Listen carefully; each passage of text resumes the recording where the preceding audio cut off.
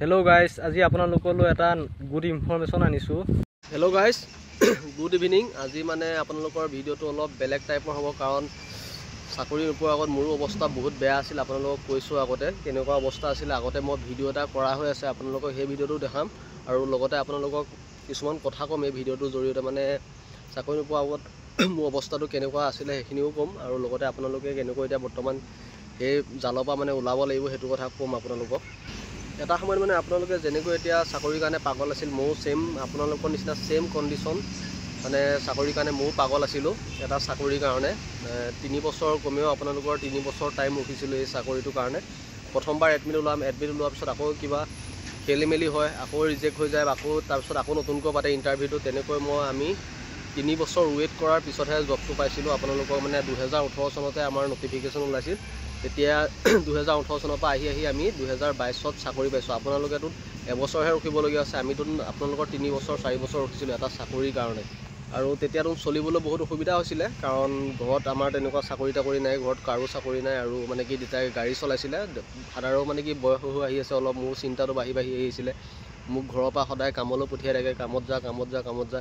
কিন্তু মানে মোৰ সপোনটো আছিল যে মই পুলিচ মানে ল'ম বুলিয়ে মানে মোৰ সপোনটো আছিল। যেতিয়া নটিফিকেশ্যন ওলাইছিল সেইদিনা সময় মানে মোৰ যে এটা মানে মনত ভাব আছিল যে মই পুলিচ এটা পোষ্ট ল'মেই। যিখিনি পোষ্ট আছিল 5,000 কিমান 662টা পোষ্ট আছিল, সেই 6,662টা পোষ্টৰ ভিতৰত এটা ল'ম বুলি নটিফিকেশ্যন ওলোৱা 15 দিনমানৰ পিছৰ পৰাই মই ৰানিং ষ্টাৰ্ট কৰিছোঁ।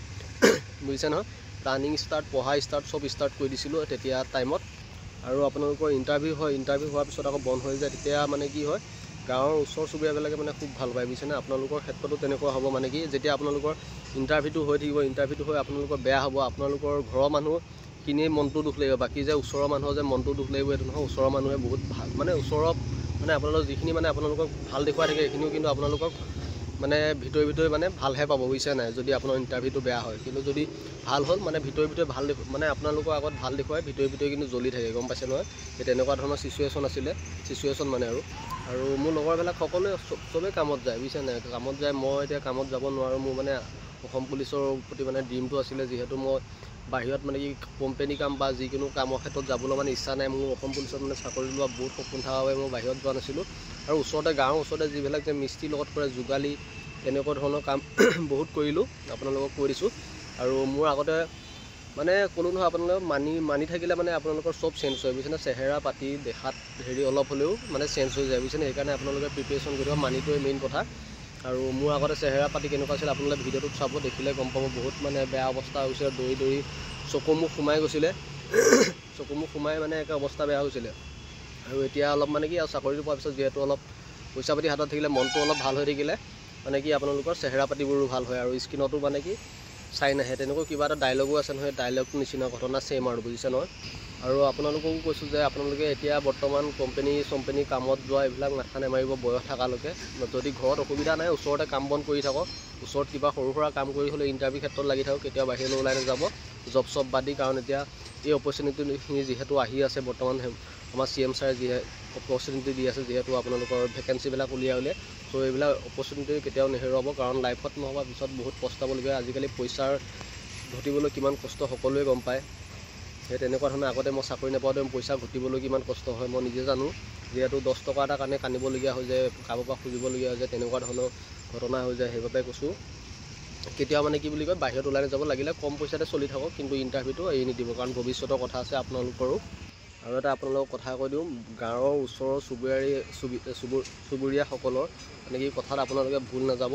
আপোনাৰ যিটো মনে ক'ব সেইটোহে কৰিব। কাৰণ চাওক, মই অসম পুলিচত ল'ম বুলি মই নিজে ভাবিছিলোঁ আৰু তেনেকুৱা কষ্টও কৰিছিলোঁ। আৰু সেইবাবে মই প্ৰথমবাৰ যিটো অসম পুলিচৰ যিটো 6,600 ভেকেঞ্চি আছিলে, সেই ভেকেঞ্চিটোত মই ল'ম বুলি এনেকুৱাকৈ মই ড্ৰিম ৰাখিছোঁ। আৰু মই প্ৰথমবাৰ দিছোঁ, প্ৰথমবাৰতে মোৰ জব ডাইৰেক্ট লাগিছে, মানে প্ৰথমবাৰতে চাকৰি পাইছোঁ। আৰু ল'ম বুলি ভাবিছোঁ, লৈ দেখুৱাই দিছোঁ গাঁৱৰ মানুহক চবকে। মই এইটো বস্তু এনেকুৱা লাগি আছিলোঁ মানে গাঁৱৰ মানুহে গম পাই গৈছে, ই ল'বই, লৈ লগৰসকলেও মানে গম পাই গৈছে মানে ল'মেই বুলি। আৰু লৈ দেখুৱাই দিছোঁ, যেনেকৈ মানে কষ্ট কৰিছোঁ আৰু তেনেকৈ চাকৰিটো লৈও দেখুৱাই দিছোঁ। মানে কি নোপোৱা হয়তো চাগে মোৰ বহুত বেয়া লাগিল গতিকে, মানে বহুত কষ্ট কৰিছোঁ যিহেতু সেইটো চাকৰিটোৰ বাবে।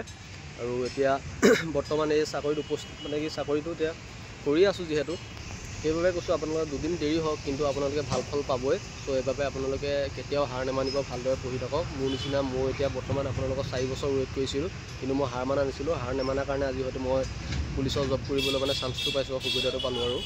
চ' আজি ভিডিঅ'টো বেছি দীঘলীয়া নকৰোঁ আৰু আপোনালোকক মোৰ আগৰ ভিডিঅ'টো মই দেখুৱাই দিছোঁ। মানে কিছুমান ইউটিউবাৰ আছিলে, ইউটিউবাৰসকলে মানে কি কৰে, বহুত ফেক ইনফৰমেশ্যন দিছিলে সেই সময়ত। বুজিছেনে?